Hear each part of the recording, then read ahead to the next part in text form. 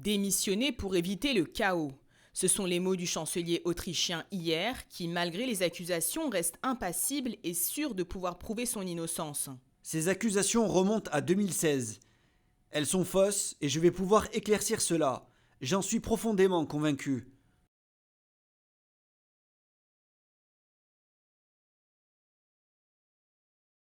En ces temps difficiles, il ne devrait jamais s'agir d'intérêts personnels, d'intérêts partisans ou de tactiques politiques, car mon pays est plus important que moi. Ce dont nous avons besoin maintenant, ce sont des conditions stables. Je voudrais donc faire de la place pour sortir de l'impasse, pour éviter le chaos et assurer la stabilité. Des manifestations avaient éclaté suite à l'annonce du parquet anticorruption ce mercredi d'ouvrir une enquête. Le chancelier est accusé d'avoir utilisé des fonds gouvernementaux pour s'assurer une couverture médiatique favorable entre 2016 et 2018. Suite à sa démission, des manifestants se rassemblent devant le bâtiment de la chancellerie. Ce n'est absolument pas suffisant et aujourd'hui n'est pas un jour férié. L'image morale ne disparaît pas avec Kurz. Elle est maintenant ancrée dans l'ensemble du parti OVP. Tout le parti est miné. Comme vous pouvez le voir, tout le travail du gouvernement a été impacté. À mon avis, l'ensemble du parti OVP au gouvernement doit démissionner.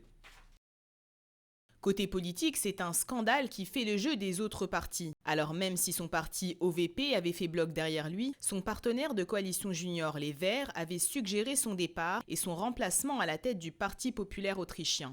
Avec l'ouverture de l'enquête, une nouvelle étape a été franchie. Sebastian Kurz n'est plus apte à exercer ses fonctions. Le chancelier part, mais il assure ses arrières. Il avait déjà annoncé vouloir rester président de son groupe parlementaire et à la tête de son parti. Et il a proposé un successeur, Alexander Schallenberg, son ministre des Affaires étrangères, proche du parti, âgé de 52 ans.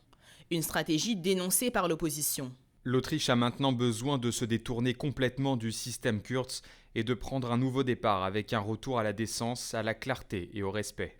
On peut résumer, depuis 1 heure, M. Kurz n'est plus chancelier, mais chancelier fantôme. Un fantôme qui continuera à hanter les murs de la chancellerie. À 35 ans, le plus jeune dirigeant élu de la planète en 2017 est pour la seconde fois éclaboussé par un scandale. En 2019, il était parvenu à surmonter des accusations de corruption. Avec lui, 9 autres personnes et 3 organisations sont visées par l'enquête. Des perquisitions ont eu lieu au siège du parti et à la chancellerie.